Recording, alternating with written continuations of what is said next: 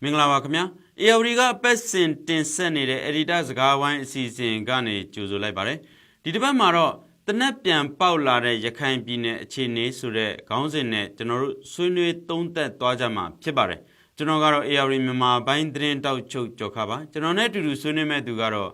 AOD ရဲ့ Editor ချုပ်ကွန်စော်ဖြစ်ပါတယ်။ကွန်စော်မင်္ဂလာပါ။မင်္ဂလာပါကိုကျော်ခရခိုင်ပြည်နယ်ရဲ့လက်ရှိအခြေအနေအဆိုလို့ရှိရင်လား2020နိုဝင်ဘာလမတိုင်ခင်ကအခြေအနေကိုပြန်ရောက်သွားတယ်ဆိုတဲ့အငွေ့အသက်ကိုကျွန်တော်တို့လက်ရှိခံစားနေရတယ်ပေါ့လေ။ဘာကြောင့်လဲဆိုလို့ရှိရင်လား2018ကနေ2020နိုဝင်ဘာလအတွင်းမှာရခိုင်ပြည်နယ်ထဲမှာစစ်ပဋိပက္ခတွေအကြီးအကျယ်ဖြစ်ခဲ့တယ်။အဲ့ဒီကြားထဲမှာပြည်သူလူထုတွေကဖမ်းဆီးတပ်ဖြတ်ခံရတယ်။လားအိုးအိမ်စီးစိမ်တွေမိရှုဖျက်ဆီးခံရတဲ့ကြောင့်အိုးမဲ့အိမ်မဲ့ဘဝကိုရောက်ခဲ့ကြရတယ်။ရခိုင်ပြည်နယ်တွေကမီဒီယာတွေဆိုလို့ရှိရင်လည်းလိုက်လံဖမ်းဆီးခံရတာတွေကြုံခဲ့ရတယ်။ပြည်သူလူထုတွေဆိုလို့ရှိရင်လည်း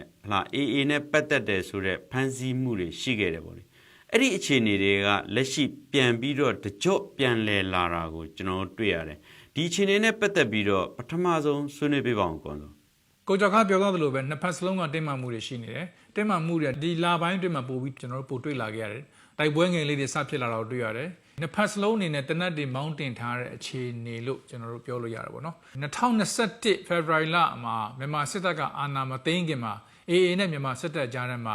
လူသဘောတွေ့ဆုံပြီးတော့နားလည်မှုယူပြီးတော့ဖြစ်ခဲ့တဲ့စေသဘောမျိုးနားလည်မှုယူထားခဲ့တယ်ပေါ့နော်သဘောကတော့တိုက်ပွဲကြီးတွေမဖြစ်ခဲ့ဘူးပေါ့လွန်ခဲ့တဲ့3နှစ်ကတော့ဖြစ်ခဲ့တဲ့တိုက်ပွဲတွေကြောင့်လဲနှစ်ဖက်စလုံးကစစ်ပန်းနေတဲ့အချိန်တစ်ခုလို့ကျွန်တော်တို့ပြောလို့ရတယ်ပေါ့အဲ့အချိန်မှာမြန်မာစစ်တပ်ကနေပြီးတော့အာဏာသိမ်းတဲ့အခါမှာသူ့ရဲ့တပ်တွေကိုအနေတွေမြို့တွေရန်ကုန်လိုမန္တလေးလိုစကိုင်းလိုနေရာတွေမှာသူ့တပ်တွေကိုချပြီးတော့တုံးနိုင်တယ်လို့နှိမ်နှင်းနိုင်ခဲ့တယ်လို့တစ်ဖက်မှာလည်း AA ကနေပြီးတော့သူ့ရဲ့စီယုံရေးလုပ်ငန်းစဉ်တွေအုပ်ချုပ်ရေးလုပ်ငန်းစဉ်တွေတရားစီရင်ရေးလုပ်ငန်းစဉ်တွေမှာရခိုင်မှာပို့ပြီးချက်ထွင်လာတာကိုကျွန်တော်တို့တွေ့ခဲ့ရတယ်ဆိုတော့ရခိုင်ကိုပြန်ကြည့်မယ်ဆိုရင်လွန်ခဲ့တဲ့နှစ်အတွင်းမှာ AA ရဲ့ဩဇာအာဏာပို့ပြီးတော့ကြီးထွားလာတာကိုတွေ့ရတယ်နောက်ဒါအပြင် AA ကတခြားတိုင်းသားတပ်တွေလိုပဲသူ့ရဲ့ရခိုင်ပြည်နယ်မှာဆိုရင်လူထောက်ကမှုအများကြီးရှိတာကိုကျွန်တော်တို့တွေ့ရတယ်ပေါ့နော်ဒါကြောင့်လည်းဒီလပိုင်းတွေအတွင်းမှာ AA ဟာသူ့ရဲ့စီးရုံးမှုလုပ်ငန်းတွေပိုတိုးချဲ့လာတဲ့အပြင်ဒီရခိုင်ပြည်မြောက်ပိုင်းမှာရှိတဲ့ဘူးသီးတောင်မောင်းတော့မှာရှိတဲ့မွတ်စလင်လူမျိုးတွေကိုချဘင်္ဂါလီလိုလည်းခေါ်တာရှိတယ်ရိုဟင်ဂျာအုပ်စုတွေလို့ခေါ်တာလည်းရှိတယ်အဲ့ဒီလူတွေကိုချင်းကပ်ပြီးစီးရုံးမှုတွေပိုလုပ်လာတာကိုကျွန်တော်တွေ့ရတယ်ဆိုတော့ဒီလိုမွတ်စလင်လူမျိုးတွေကိုဒီရဲတပ်ထဲမှာပဲဖြစ်ဖြစ်အုပ်ချုပ်ရေးတွေမှာသူသဘောတူညီချက်ယူပြီးတုံးလာခဲ့တယ်လို့ကျောင်းနေတက်ခွင့်မရခဲ့တဲ့မွတ်စလင်လူငယ်တွေကိုလည်းကျောင်းပြန်တက်ခွင့်ပေးခဲ့တာကိုကျွန်တော်တွေ့ရတယ်ဒါတွေကိုကြည့်မယ်ဆိုရင်သူ့ရဲ့စီးရုံးရေးချက်ထွင်မှုအားကောင်းလာတာကိုကျွန်တော်တွေ့ရတယ်ဒါတွေနဲ့ပတ်သက်ပြီးတော့လည်းမြန်မာစစ်တပ်ကအကြီးအကျယ်တားဆီးဖို့စပြီးလုပ်လာတာကိုတွေ့ရတယ်အဲ့ဒါကြောင့်အရင်တော့ AA ကိုမြန်မာစစ်တပ်ကအချမ်းဖတ်အဖွဲ့လို့သူတို့သုံးဆွဲခဲ့တာပေါ့နော်ဒါမြန်မာလက်နက်ကိုင်တိုင်းလက်နက်ကိုင်အဖွဲ့အစည်းမှာအလွန်ကောက်ကျစ်တဲ့အဖွဲ့အစည်းတစ်ခုဖြစ်နေတော့မြန်မာစစ်တပ်ဘက်ကနေပြီး2019မှာဆွဆွဲခဲ့တာတွေရှိခဲ့ပါတယ်ဒါပေမဲ့မကြာသေးခင်ကပဲ AA စစ်ဦးစီးချုပ်ထုံးမြတ်နိုင်ကနေပြီးတော့ဒီအနောက်ပိုင်းနဲ့စစ်တပ်ချုပ်တိုင်းမှုဗိုလ်ချုပ်ထင်လိုက်ဦးကိုစစ်တာမှာစိန်ခေါ်ခဲ့တာတွေနှစ်ဖက်အတွင်းမှာတိုက်ပွဲတွေတချို့နေရာတွေမှာစဖြစ်လာခဲ့တာတွေပေါ့နော်ပြီးတော့ဟိုတလောကပဲဒီလက်ရိတ်ခါလာချတဲ့ရဟတ်ရင်ကို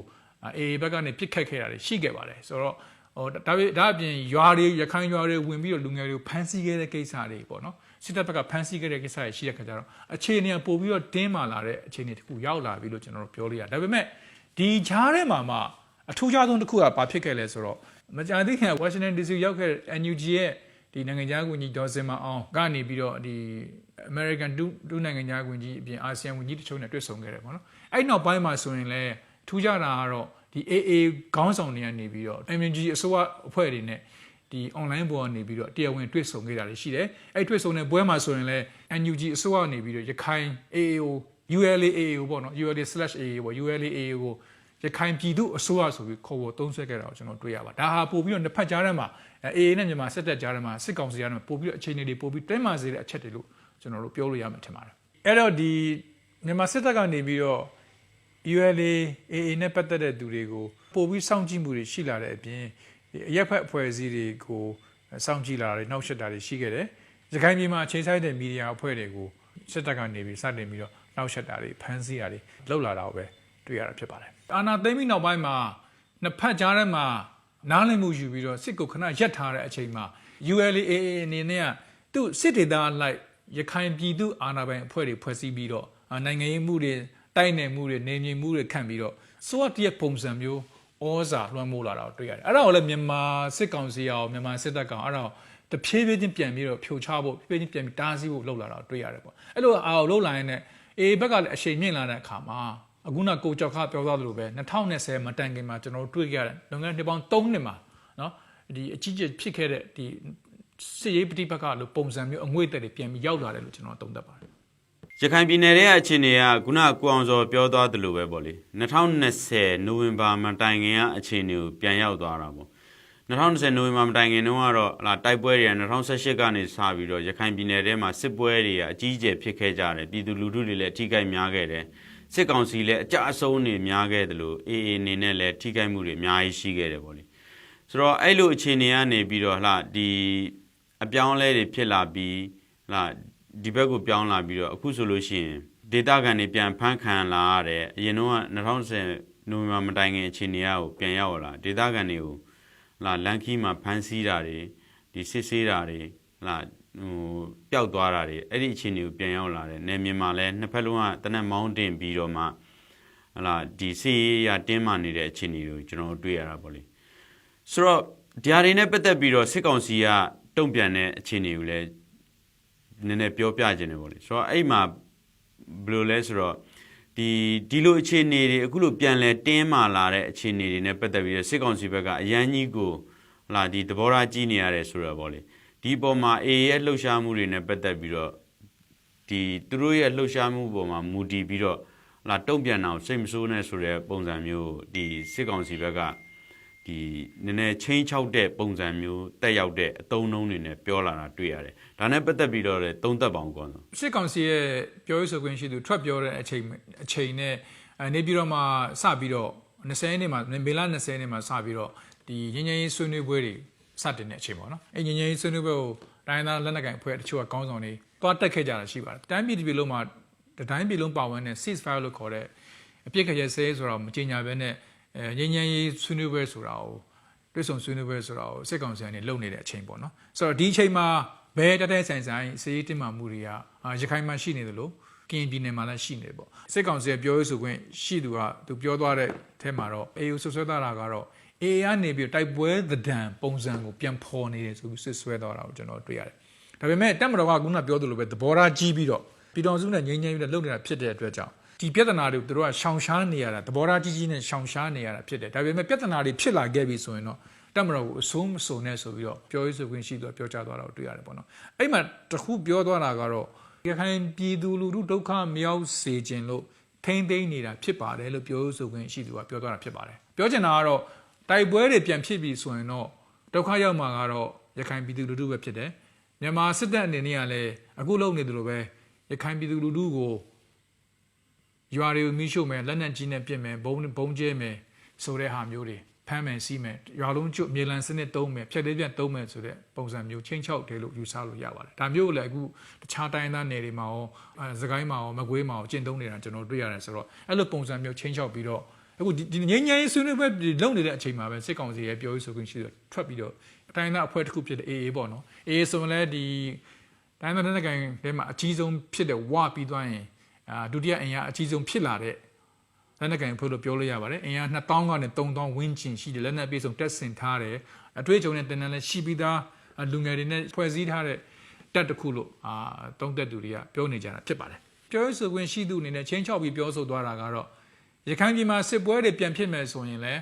မြန်မာစစ်တပ်ကတိုက်လို့ရတယ်တိုက်မှာပဲအရင်တော့ဆိုရင်လည်းလေတပ်ကဘုံကျတာရှိတယ်လက်နက်ကြီးနဲ့ပစ်တာရှိတယ်ရွာတွေကိုမိရှို့ခဲ့တာရှိတယ်အဲ့ဒီလိုမျိုးပြန်လှုပ်လို့ရတယ်အဲ့လှုပ်တဲ့ခါကျရင်လည်းရခိုင်ပြည်သူတွေပဲဒုက္ခရောက်မှာဖြစ်တယ်ကျွန်တော်တို့ကလုံနိုင်နေလုံရဲတယ်ဆိုတဲ့ပုံစံမျိုးလူမိုင်းဆန်ဆန်စိန်ခေါ်တဲ့ပုံစံမျိုးဖြစ်သွားတယ်လို့ပြောလို့ရတယ်ပေါ့ဒါငြိမ်းချမ်းရေးစကားလည်းမဟုတ်ဘူးတန်ရေးတမန်ရေးဆန်တဲ့စကားလည်းမဟုတ်ပါဘူးရက်ွက်လူမိုက်ဆန်ဆန်ပြောတဲ့ပုံစံမျိုးတက်ရောက်သွားတာပေါ့အဲ့လိုပြောလို့ရပါတယ်ဆိုတော့ဒီမကြခင်မှာသူတို့ဒီအာနာသိန်းစစ်ကောင်းဆောင်ကိုယ်တိုင်ကဖိတ်ခေါ်ထားတဲ့ဒီငင်းငင်းဆွေးနွေးပွဲလုပ်တော့မယ်ပေါ့လေအဲ့ထက်မှာတကယ်တိုက်နေတဲ့လူတွေကမပါဘူးအဲ့ထက်မှာအေးကလည်းမပါဘူးပေါ့လေမတိုက်တဲ့အဖွဲ့တွေနဲ့ဆွေးနွေးမဲ့ပွဲပေါ့လေအဲ့မတိုင်ခင်မှာဒီလိုမျိုးပြောတဲ့အခြေအနေပေါ့လေတစ်ဖက်မှာပြန်ပြီးကြည့်မယ်ဆိုလို့ရှိရင်လည်းဒီအေးကခုနပြောသလိုမျိုးပေါ့ကိုအောင်စောပြောသလိုမျိုးပေါ့အင်အားကလည်းအခုပြောနေကြတာဆိုလို့ရှိရင် အေးရဲ့အချိန်တိုအတွင်းမှာကြီးထွားလာတဲ့အင်အားကမြန်မာပြည်မှာဝတက်ပြီးလို့ရှိရင်ဒုတိယလို့ဆိုပြီးတော့ပြောနေကြတဲ့အခြေအနေတောင်ဖြစ်နေတယ်ဆိုတော့နောက်တစ်ခုကကြတော့ဟလာဒီစစ်တပ်ကဒီဘက်မှာဟလာဟိုနိုင်ငံရေးရဟလာစစ်ရေးရစိုးမိုးဖို့တခြားဘက်တွေမှာမျက်နှာမူနေတဲ့အချိန်မှာဟလာအေးကနောက်ပိုင်းမှာရခိုင်ပြည်နယ်ထဲမှာဒီအုပ်ချုပ်ရေးရန်တရားတွေပါအများကြီးတိဆောက်လာနိုင်တာလောက်နောက်ဆုံးဒီရခိုင်ပြည်နယ်ရဲ့မြို့တော်စစ်တွေအထိပေါက်ရောက်လာတဲ့အခြေအနေအထိရောက်နေပြီပေါ့လေဆိုတော့အဲ့လောက်အင်အားကြီးမားသွားပြီအဲ့လောက်ရန်တရားတွေရောက်လာတဲ့အေးကိုလာစစ်ကောင်စီကထိန်းချုပ်နိုင်မှာလားတိုက်နိုင်မှာလားဆိုပြီးတော့လာလူထုကမေးလာတယ်မေးခွန်းတွေလည်းကျွန်တော်တို့တွေ့ရတယ်ဆိုတော့ဒီပေါ်မှာဘယ်လိုမြင်လဲကွာဆိုနားထောင်နေတဲ့ပြည်သက်ကောရခိုင်ပြည်သူတွေရောဒီကျွန်တော်တို့တခုမေးခွန်းတစ်ခုရှိမှတင်တယ်ဘာကြောင့်အေးတိုက်နေတယ်လဲဆိုတာမေးခွန်းပေါ့အဲ့ဒါကတော့ကျွန်တော်ထင်တယ်ကျွန်တော်ဒီစီဦးစီးချုပ်ကိုထွန်းမြတ်နိုင်2019မှာကျွန်တော်တို့အင်တာဗျူးတစ်ခုမှပြောထားတာရှိပါတယ်အဲ့ဒါကတော့ရခိုင်ပြည်နယ်မှာရှိတဲ့သူကကိုယ်ပိုင်ပြဋ္ဌာန်းခွင့်နဲ့အမျိုးသားလူမျိုးရေးအတွက်ဆိုတော့ confederation ဆိုတဲ့စကားလုံးသူကသုံးပြီးပြောသွားတယ်ကိုယ်ပိုင်အုပ်ချုပ်ခွင့်ကိုတောင်းဆိုတယ်ပေါ့နော်ဆိုတော့အဲ့ဒါကြောင့်သူတိုက်တယ်ဆိုပြီးသူကပြောတာဖြစ်ပါတယ်ဆိုတော့အဲ့ဒါကိုတော့ပထမအနေနဲ့ကျွန်တော်ထင်တယ် foundation အနေနဲ့အခြေခံဖြစ်နေကျွန်တော်တို့သိဖို့လိုတယ်ပေါ့အေးကဘာကြောင့်တိုက်နေလဲဆိုတာကျွန်တော်တို့နားလဲဖို့လိုတယ်ပေါ့ဆိုတော့အဲ့ဒါကိုနားလဲမယ်ဆိုရင်တော့ကျွန်တော်ထင်တယ်အဖြေထွက်ပါတယ်ဆိုတော့နောက်တစ်ခုကတော့အဲ့လိုပဲအေးလိုပဲတခြားတိုင်းသားလက်နက်ကိုင်အဖွဲ့တွေကလည်းဘာကြောင့်တိုက်နေလဲဆိုတာသူတို့ရဲ့ပြောတဲ့ကိုယ်ပိုင်ပြဋ္ဌာန်းခွင့်ကိုယ်ပိုင်ပြဋ္ဌာန်းခွင့်အတွက်မိမိကံကြမ္မာမိမိဖန်တီးခွင့်အတွက်တိုက်ကြတာပေါ့လေနော်အဲ့ဒီခါမှာခုနပြောသွားသလိုပဲစစ်ပန်းနေတဲ့ဒီစစ်တပ်ကရခိုင်မှာရောတိုက်ပွဲတွေပြန်ဖြစ်လာရင်တိုက်နိုင်မှာလားဆိုတာကိုနိုင်ငံရေးရောစီရေးရတုံးတက်တဲ့သူတွေတီတွေကမေးခွန်းထုတ်ကြတာပေါ့အခုကျွန်တော်တို့မကြသေးခင်ကဖြစ်ခဲ့တဲ့ကရင်ပြည်နယ်မှာဖြစ်ခဲ့တဲ့တဘောဘိုးမှာဖြစ်ခဲ့တဲ့တိုက်ပွဲတွေပြန်ကြည့်မယ်ဆိုရင်တိုက်ပွဲငယ်တွေပေါ့နော်ဒီပြန်ကြည့်မယ်ဆိုရင်တော့ view ဟာကြတဲ့စခန်းပေါင်းအနည်းဆုံး10ခုလောက်နဲ့တခြားစခန်းငယ်လေးစခန်းသေးလေးတွေပေါ့နော်ကို KNL နဲ့ပူပေါင်းတပ်ဖွဲ့တွေပေါ့ပူပေါင်းတပ်ဖွဲ့ဆိုတဲ့အခါမှာလည်းကျွန်တော်တို့တုံးတက်တာကတော့ PDF တွေလည်းပါတာပေါ့သူတို့ကနေပြီးတော့ပြန်သိမ်းနိုင်ခဲ့တာကိုကျွန်တော်တို့တွေ့ရတယ်။တေဘောဘိုးတိုက်ပွဲမှာဆိုရင်လည်းထူးခြားတာကစစ်ကူမလာနိုင်တာကိုကျွန်တော်တွေ့ရတယ်။လေကြောင်းအကူကပဲဝင်ပြီးတော့ဘုံကျဲနိုင်တယ်။ဘုံကျဲတဲ့အခါမှာလည်းထီရောက်မှုတိတ်မရှိတာတွေ့ရတယ်။တကယ်တော့အဲ့တေဘောဘိုးစကန်နဲ့တိတ်မဝေးတဲ့နေရာမှာပဲတန်ရင်ရှိတော့လည်းအဲ့တန်ရင်စစ်ကူမလာနိုင်တာကိုတွေ့ရတယ်ပေါ့။ဆိုတော့မြန်မာစစ်တပ်က